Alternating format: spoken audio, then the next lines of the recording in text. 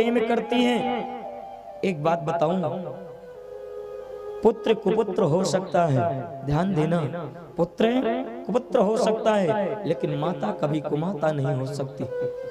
पुत्र एक पल के लिए माँ को भूल सकता है, पुत्र का हृदय पत्थर बन सकता है, लेकिन माँ का हृदय कभी पत्थर नहीं बन पाता। माँ स्वयं गीले में सोती है, रात्रि भर गीले में सो करके रात्रि काट लेती है, लेकिन जब भी बेटा गीले में होता है तो बेटे को सूखे में सुलाती है, बेटे को गोद में लेते हैं। बेटे के जीवन में कभी दुख आ जाए तो सबसे पहले अगर किसी को पीड़ा होता है तो मेरे बंधु माँ को होता है।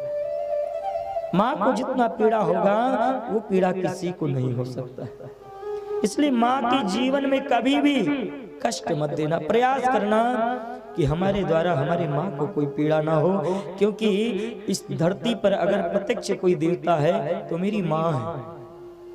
राम को आप कहां से जाने, कृष्ण को आप कहां से जाने, शिव को आप कहां से जाने, संसार को आप कहां से जाने।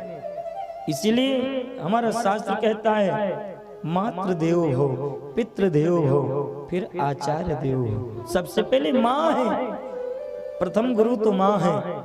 माँ के द्वारा ही हम भगवान को जानते हैं, संसार को जानते हैं, पिता को जानते हैं। इसलिए माँ के जीवन में कभी दुख मत आने देना। और माँ को जब आप दुखी करते हो ना तो भगवान उससे सह नहीं पाते।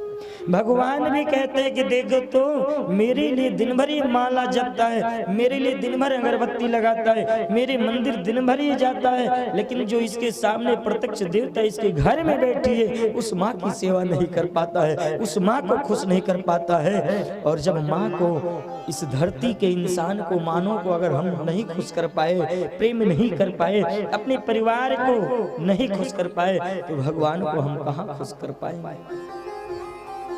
इसलिए माँ को कभी पीड़ा मत देना।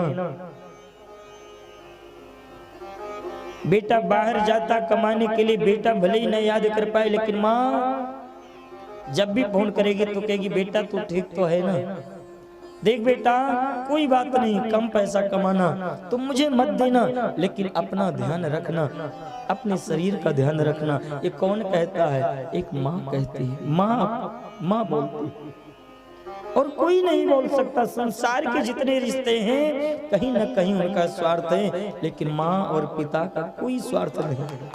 माता पिता के जीवन में पुत्र से क्या, अरे भैया एक माता पिता अपने चार पुत्रों को पालती है।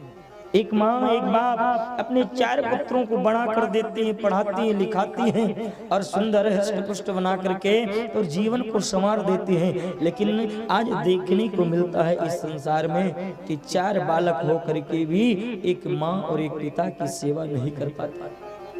अरे यहाँ तक कि माता और पिता का भी बंटवारा हो जाता है। लोग कह देते हैं कि भैया 6 महीना मैं खिलाऊंगा और 6 महीना आप खिलाना।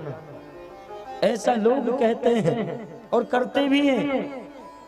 हम लोगों को चाहिए कि हम लोग ऐसा प्रयास करें कि हमारी माँ हमारे पिता वृद्धाश्रम में जाने ही ना पाए, वृद्धाश्रम बनने ही ना पाए। हमारे रहते हुए, एक बालक के रहते हुए, एक पुत्र के रहते हुए, एक बेटा के रहते हुए माँ वृद्धाश्रम में जाए, धिक्कार है हमारा जन्म लेना। हमें निरंतर प्रयास करना चाहिए कि हमसे कोई ऐसी गलती ना हो कि मेरी माँ मुझसे दूर हो जाए। माँ को पीड़ा मत देना। मैया यशोदा रात